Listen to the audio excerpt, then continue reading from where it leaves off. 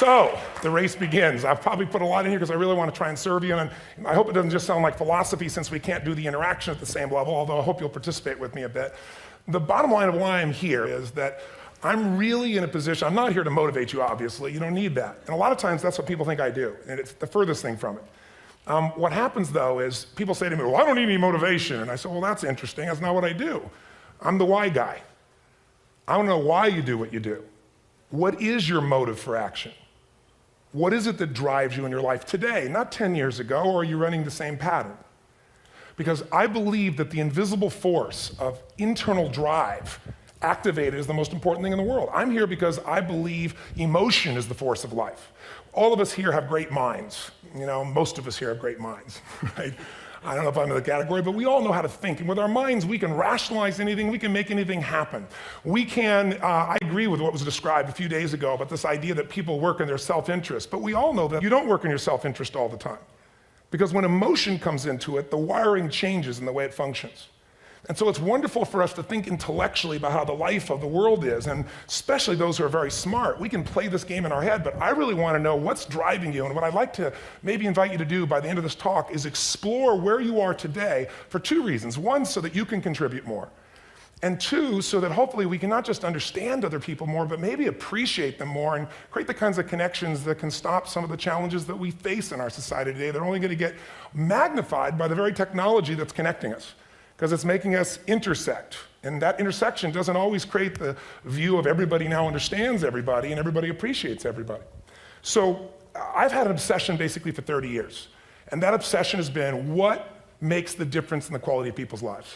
What makes a difference in their performance? Because that's what I got hired to do. I got to produce the result now. That's what I've done for 30 years. I get the phone call when the athlete is burning down on national television and they were ahead by 5 strokes and now they can't get back on the course. And I got to do something right now to get the result or nothing matters. I get the phone call when the child is going to commit suicide, and I got to do something right now.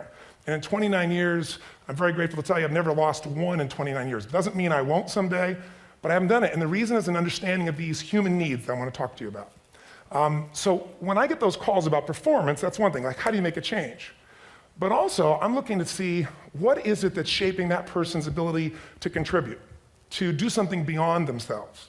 So maybe the real question is, you know, I look at life and say there's 2 master lessons. One is there's the science of achievement, which almost everyone in this room has mastered to an amazing extent. That's how do you take the invisible and make it visible, right? How do you take what you dream about and make it happen, whether it be your business, your contribution to society, money, whatever it is for you, your body, your family. But the other lesson of life that is rarely mastered is the art of fulfillment.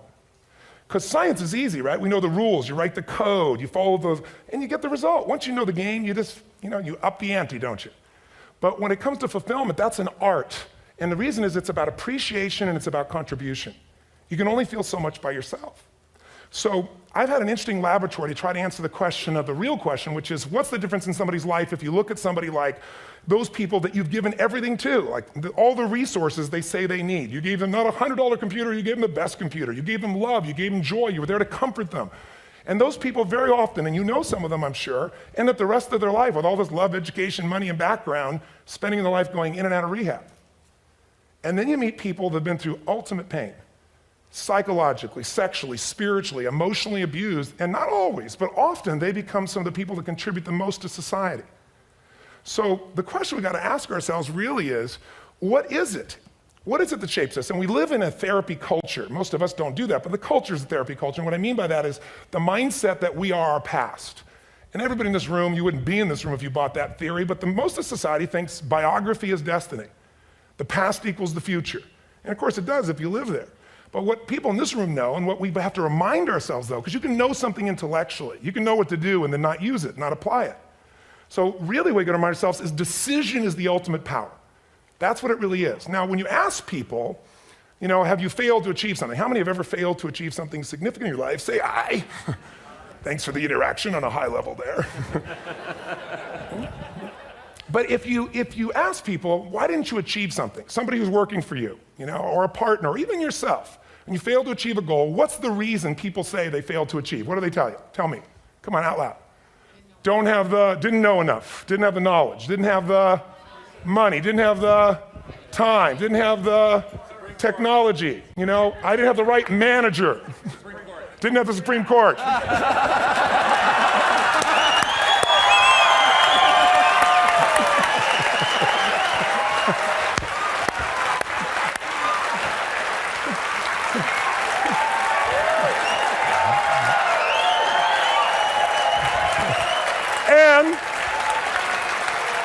And what do all those, including the Supreme Court, have in common? They are a claim to you missing resources. And they may be accurate. You may not have the money. You may not have the Supreme Court. But that is not the defining factor.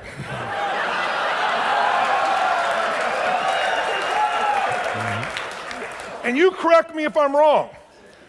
The defining factor is never resources, it's resourcefulness. And what I mean specifically, rather than just some phrase, is if you have emotion, human emotion, something that I experienced from you day before yesterday at a level that is as profound as I've ever experienced, and if you'd communicated with that emotion, I believe you would have won.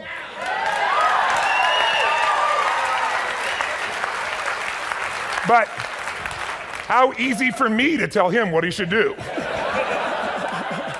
Idiot, Robbins. But I know when we watched a debate, at that time, there were emotions that blocked people's ability to get this man's intellect and capacity and the way they came across to some people in that day. Because I know people that wanted to vote in your direction and didn't, and I was upset. But there was emotion that was there. How many know what I'm talking about here? Say I. So emotion is it, and if we get the right emotion, we can get ourselves to do anything. We can get through it. If you're creative enough, playful enough, fun enough, can you get through to anybody, yes or no? If you don't have the money, but you're creative or determined enough, you find the way. So this is the ultimate resource, but this is not the story that people tell us, right? The story people tell us is a bunch of different stories. They tell us we don't have the resources, but ultimately, if you take a look here, flip it up if you would. They say, what are all the reasons they have in common? We've said that. Next one, please. He's broken my pattern. But I appreciated the energy, I'll tell you that. What determines your resources? We've said decisions shape destiny, which is my focus here. If decisions shape destiny, what determines it is 3 decisions. What are you gonna focus on? Right now, you have to decide what you're gonna focus on. In this second, consciously or unconsciously, the minute you decide to focus on something, you gotta give it a meaning. And whatever that meaning is, produces emotion. Is this the end or the beginning? Is God punishing me or rewarding me, or is this the roll of the dice? And emotion then creates what we're gonna do, or the action. So think about your own life, the decisions that have shaped your destiny. And that sounds really heavy, but in the last 5 or 10 years, 15 years, haven't there been some decisions you've made that if you made a different decision, your life would be completely different? How many can think of one, honestly? Better or worse? Say I. So the bottom line is maybe it was where to go to work and you met the love of your life there. Maybe it was a career decision. I know the Google geniuses I saw here. I mean, I understand that their decision was to sell their technology at first. What if they made that decision versus to build their own culture? How would the world be different? How would their lives be different? Their impact. The history of our world is these decisions. When a woman stands up and says, no, I won't go to the back of the bus, she didn't just affect her life. That decision shaped our culture. Or someone standing in front of a tank. Or being in a position like Lance Armstrong and someone says to you, you got testicular cancer. That's pretty tough for any male, especially if you ride a bike. Right? You got it in your brain, you got it in your lungs. But what was his decision of what to focus on? Different than most people. What did it mean? It wasn't the end, it was the beginning. What am I gonna do? He goes off and wins 7 championships he never won once before the cancer because he got emotional fitness, psychological strength. That's the difference in human beings that I've seen of the 3 million I've been around. Because that's about my lab. I've had 3 million people from 80 different countries that I've had a chance to interact with over the last 29 years. And after a while, patterns become obvious. You see that South America and Africa maybe connect in a certain way, right? Other people say, oh, that sounds ridiculous. It's simple. So what shaped Lance, what shapes you? 2 invisible forces, very quickly. 1, state. We all have had times. Have you had a time you did something and after you did it, you thought to yourself, I can't believe I said that. I can't believe I did that. That was so stupid. Who's been there? Say I. Have you ever done something after you do it, you go, that was me. Right? It wasn't your ability, it was your state. I should be able to change that quickly, but what I want to finish with quickly here is your model of the world is what shapes you long term. Your model of the world is the filter. That's what's shaping us. That's what makes people make decisions. We want to influence somebody, we got to know what already influences them. And it's made up of 3 parts, I believe. First, what's your target? What are you after? Which I believe it's not your desires. You can get your desires to goals. How many of you got a goal, desire, and thought, Is this all there is? How many been there? Say aye. So it's needs we have. I believe there are 6 human needs. Second, once you know what the target that's driving you is and you uncover it for the truth, you don't form it, you uncover it. Then you find out what's your map. What's the belief systems that are telling you how to get those needs? Some people think the way to get those needs is destroy the world. Some people is to build something, create something, love someone. And then there's the fuel you pick. So very quickly, 6 needs, let me tell you what they are. First one, certainty. Now these are not goals or desires, these are universal. Everyone needs certainty that they can avoid pain, at least be comfortable. Now how do you get it? Control everybody, develop a skill, give up, smoke a cigarette. And if you got totally certain, ironically, even though we all need that, like if you're not certain about your health or your children or money, you don't think about much more. You're not sure the ceiling's gonna hold up, you're gonna listen to any speaker. But while we go for certainty differently, if we get total certainty, we get what? What do you feel if you're certain? You know what's gonna happen, when it's gonna happen, how it's gonna happen, what would you feel? Bored out of your mind. So God, in her infinite wisdom, gave us a second human need, which is uncertainty. We need variety. We need surprise. How many of you here love surprises? Say aye. You like the surprises you want. The ones you don't want, you call problems, but you need them. So variety is important. Have you ever rented a video or a film that you've already seen? Who's done this? Why are you doing it? You're certain it's good because you read it before, saw it before, but you're hoping it's been long enough, you've forgotten enough, there's variety. Third human need, critical, significance. We all need to feel important, special, unique. You can get it by making more money. You can do it by being more spiritual. You can do it by getting yourself in a situation where you put more tattoos and earrings in places humans don't want to know. Whatever it takes. The fastest way to do this, if you have no background, no culture, no belief in resources or resourcefulness, is violence. If I put a gun to your head and I live in the hood, instantly I'm significant. 0 to 10, how high? 10. How certain am I you're gonna respond to me? 10. How much uncertainty? Who knows what's gonna happen next? Kind of exciting, like climbing up into a cave and doing that stuff all the way down there. Total variety and uncertainty. And it's significant, isn't it? So you're willing to risk your life for it.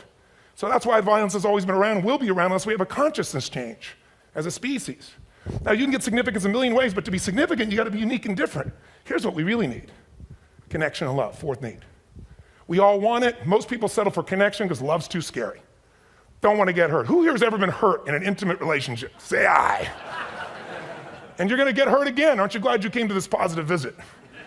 But here's what's true, we need it. We can do it through intimacy, through friendship, through prayer, through walking in nature. If nothing else works for you, get a dog. Don't get a cat, get a dog, because if you leave for 2 minutes, it's like you've been gone for 6 months when you show back up again 5 minutes later, right? Now these first 4 needs, every human finds a way to meet. Even if you lie to yourself, even if you have split personalities.